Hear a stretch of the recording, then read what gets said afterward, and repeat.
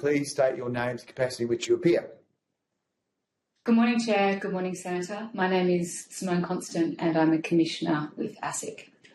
And Alan Kirkland, Commissioner, ASIC. Well, thanks very much. Look, we only have 15 minutes with you, so we will just go straight to questions.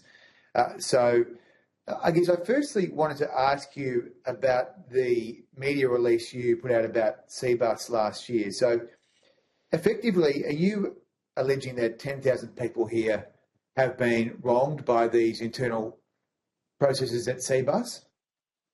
I think it's not appropriate to comment on proceedings in play. However, I think the report media release you're referencing and the statement that we made was that ASIC is alleging that more than 10,000 members and claimants have been impacted with a financial loss estimated at $20 million, and that by 2022, more than 6,000 Cbus members and claimants had their payments delayed by more than 12 months. So 10,000 people? 10,000 members and claimants, correct. Now, when did you first receive a complaint about this? I think ASIC is limited in what it can say about the matter because it's currently before the court. But ASIC's position is set out in full, of course, in the documents filed with the federal court. Was it years ago? I will take on notice what we can and cannot comment on. Okay, and when you say 10,000, are these 10,000 complaints that have come through AFCA mainly? Again, I'll take on notice what we can and cannot comment on, noting that this is before the courts. Okay. I mean, this is a matter of great public interest, as you would imagine. There are people here who have had to get multiple death certificates for their families when they've been suffering a bereavement. There have been people who've waited years and years. There are dozens and dozens of really heart-wrenching case studies. And in fact, my office has had to deal with just 2 or 3 this week where they can't get answers from Cbus after, in some cases, many years after people have died. So I preface all this with my question, which is, given this is a great matter of public interest, are you seriously thinking about dealing with this matter through mediation? Again, I'll take on notice what we can and cannot comment, and I don't think that's something I can comment on. However, very happy to engage more generally on the issue of death benefits and member services and processes, which, as you're picking up on, ASIC has very much in focus at the moment. So I guess my question here is, if there is a case that ASIC is taking, it could be any case, this case, another case, and it goes to mediation rather than through the court, is there less information known to the public? I cannot comment on that, Senator, and that's... I'm asking you a hypothetical. I don't think I can comment on that, Senator. Okay, well, let me ask you this. If you go to court or you go to mediation, which avenue provides more information to the public? Senator, I can't comment on that. Okay. I think, given the proceedings before the court, very much happy to comment generally on our work on death benefits, however. It sounds to me as if there have been efforts to try and push this under the gaze of public scrutiny. Is this a factor that you would weigh up when you're considering whether you will go for a mediation or whether you will try a case in the courtroom? In ASIC's decisions, again, limited comment that I can make as a Commissioner and on this at the moment, but ASIC's decisions about which enforcement route, mechanism, decisions to take have reference to quite a range of factors and are a Commission decision. Okay. Can I ask you about the Australian Super matter, which you put out a media release? What is that principally about? I don't know the media release to which you refer, and I cannot comment specifically on any investigation or suggestion of investigation into a particular entity at this time. Okay, well, it says it's from the 8th of September 2023. It says ASIC sues Australian Super over multiple superannuation accounts. So in this case, you are alleging, according to your public media release, which you don't seem to want to even refer to in this hearing, which is in ASIC's name, that you're alleging that 90,000 Australian Super members have been charged double fees. So people have had 2 accounts or 3 accounts. Australian Super was obligated to consolidate them and they haven't. Is this matter resolved or not?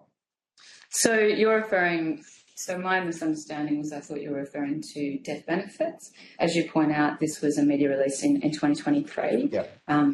Prior to my commencement as a commissioner, but well familiar with it. So on the 7th, I think you're referring to the fact that on the 7th of September 2023, ASIC commenced civil penalty proceedings against Australian Super. That's right.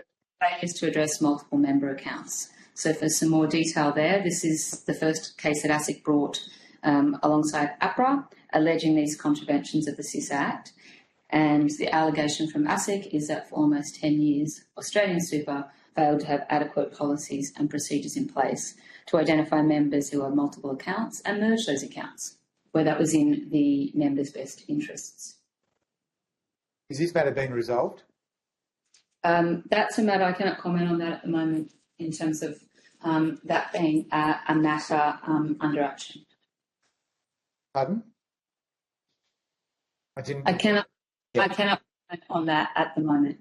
Okay, so you can't comment on that one. What about this issue with REST that's, I think you've also put out a media release about in relation to insurance? What can you say about that? Again, not familiar with the media release to which you're referring, but I cannot comment on, we are aware of, well, actually, sorry, I should check. Which REST issue are you referring to? To do with insurance? Yeah, so there's been recent reporting about some potential issues with REST and insurance. We are aware of those issues, but we cannot comment on any potential investigation at this time. Yeah, okay. So I guess my point would be, and my question is, do you think this is a good approach from the corporate regulator to be effectively almost deathly silent about the outcome and the progress of these cases, given that these funds are operating on the basis that they are compulsory? The Parliament has established them. Clearly, people are not getting their death benefits paid. They're being charged multiple accounts. They're being charged insurance they don't want. And you're effectively saying that there's nothing further you can add. And are you worried that that is going to give the wrong message to the market here, particularly if the position is that you're going to deal with this in mediation? So it's pick up on the question or the suggestion of silence or not being heard.